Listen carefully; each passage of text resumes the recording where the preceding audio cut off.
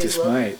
Yeah. Well, so as you look back now over your, well, I want to go, if you don't mind, I'd like to, are any more thoughts about this last bastion of male, whatever, being broken into by a woman finally, and then the women that followed her? Any thoughts on what happened there, or what that was about, or, well, I mean, you're the expert.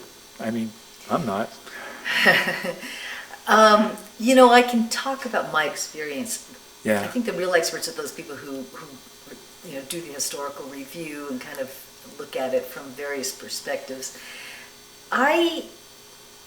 My story is that I don't have much of a gender awareness, I guess you would say, that I'm not altogether cognizant of gender issues. It's just not in my forefront. If I'm talking to somebody, whether it's a man or a woman, it's just not the first thing that's on my mind. And I know it is for some people. It's very clear to them. Age is kind of similar. Race, now, on the other hand, I'm very clear that, who I'm talking to race-wise, and especially, in other countries, all that kind of stuff. So it didn't really make that much of a difference to me, especially I didn't even know about it until I got to my first day or till I arrived the night before. And for the most part, I think what happened is I didn't understand why other people thought it was a big deal. And I have to say that in addition to being a woman, I'm also pretty small. And again, going back to that ranger who said, shouldn't you be tested out? Looking at it from that perspective, yeah, I mean, it's a tough job, and especially the pack outs. Why would anybody look at me and say, oh yeah, easy one, she can do the job? It's especially coming from the background of an all-male environment. I think there's a natural process, and we like to overlay the shoulds.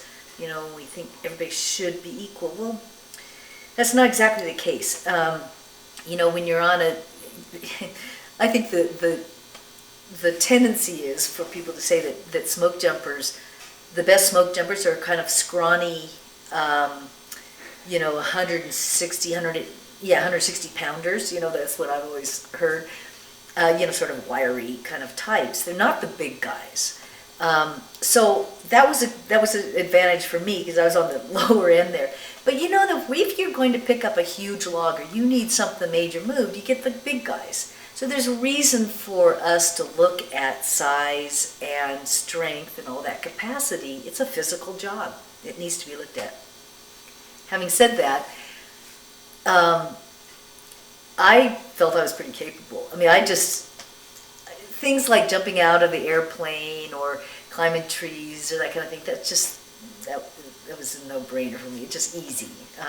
The pack outs, actually, the first ones, I struggled. Well, here's the story. My first fire jump was a 7-mile pack out.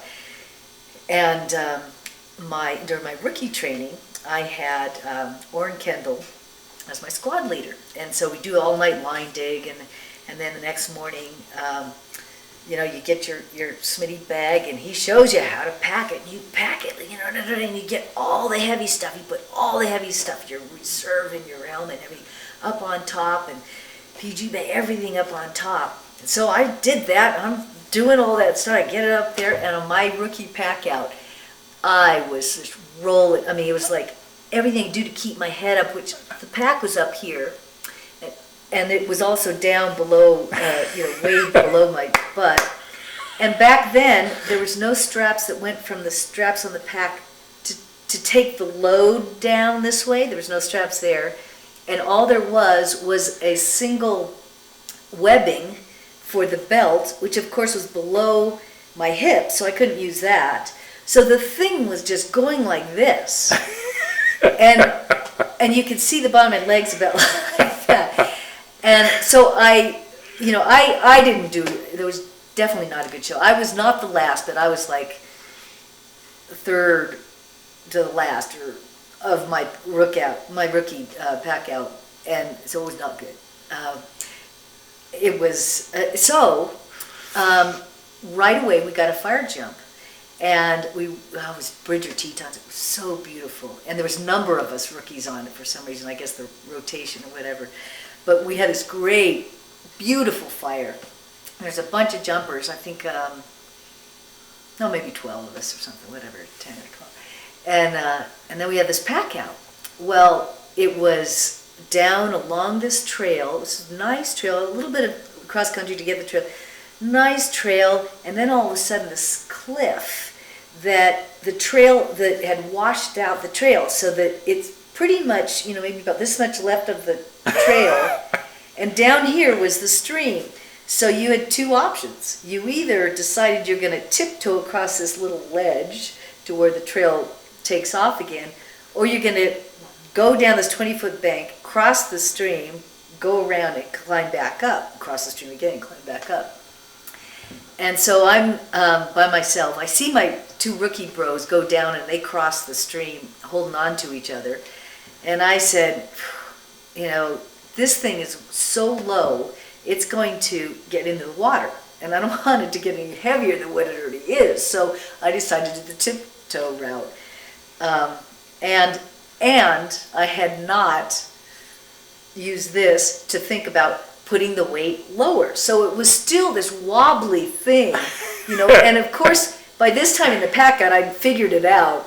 I had said, okay, next time, note to self, pack the weight low, but I hadn't. And I thought, I'm not going to stop and repack it. So I'm on this little ledge, and I'm ready to let it go because I didn't want to roll down the 20-foot cliff into the water with my pack. I'm ready to let it go if it flips, and sure enough, just towards the end, it wobbles enough that it's starting to go over, and bam, it goes down into the water. So I leap off the cliff to get it, so I didn't want to get it any heavier. I roll it back up onto a flat ground, and I unpack the whole thing, put the weight in the bottom, and then you pack it all back up and hike out. And Steve Betlock, bless his heart, came back the last few hundred yards or something, and to encourage me on, and he just goes, shh, shh, encouraging me. There's a beer at the end of this pack out. But then also I took that Smitty bag and I started designing all kinds of stuff on it, because I used to sew. I sewed when I was a kid. I sewed all my own gear and everything, clothes. I sewed, so I was pretty good at it. And that was another thing. I was not allowed into the loft because I was a woman. Ah. And because Jim Sear denies this to this day, but it's true. I couldn't go in the loft for 2 years. But I could sew. And once I got in there into the manufacturing room, after the Wiki Pack out, I found my way in, and I said, I'm going to sew a bunch of stuff on here. I took the band and I moved it up and, made it a little bit better for me. So. Yeah, you never think of that, how the gear was made for men. Ray Beasley, he talks about how the first fire shirts weren't made for women. He had to redesign. He was at the Equipment Development Center. You just don't think of that stuff. Yeah. Okay. And but that's really, really interesting. Right. Well, did you finally work in the loft? Yes. In fact, I loved the loft because I love sewing and I love repair, and I love Jim Sear, and he was loft foreman for the time I was there, from start to finish. And I also I worked on building pumper tankers. Yeah. Steve Straley told me about that project. That's really cool. Yeah. So Then farmed them out to all the districts. Exactly. Yeah. It was great. Yeah, that's cool. Yeah, I had a hard time running a sewing machine, just manufacturing in the winter. So I got onto his project instead, and we had a great time. Well, looking back over it then, what do you think being a smoke jumper did for you? What difference has it made in your life, do you think? You must have given it some thought, but what difference has it made? Oh, they sent out this letter as I had applied for all these different Forest Service jobs and Park Service, whatever, and I'd say yes to all of them. And then finally I took this smoke jumper job, and they send you this letter. They said, here's what you need to do. You need to be able to do so many push-ups, pull-ups, and prepare for this, and pack out, and all this, physical fitness stuff. And this will probably be the most, I'd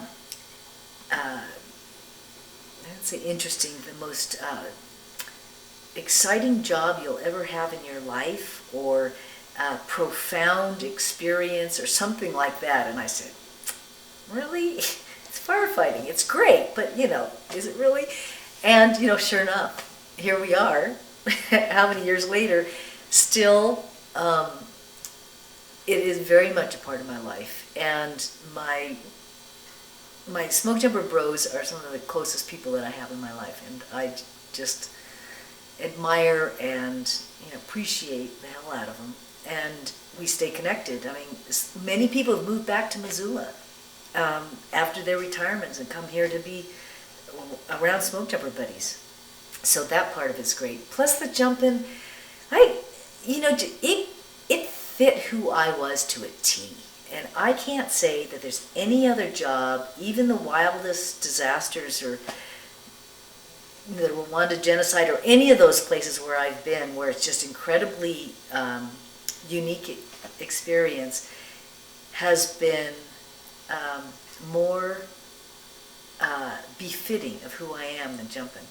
It was exactly what I need to do. I would be there today, or I would have retired from there, if I hadn't my head got bored. I needed something to work on. And I needed sort of a larger world. But the Smokejumpers is that is the place where I am the most at home. And, what more can you say than that? Yeah. Well, thank you very much, Kim. That was great. Thank you.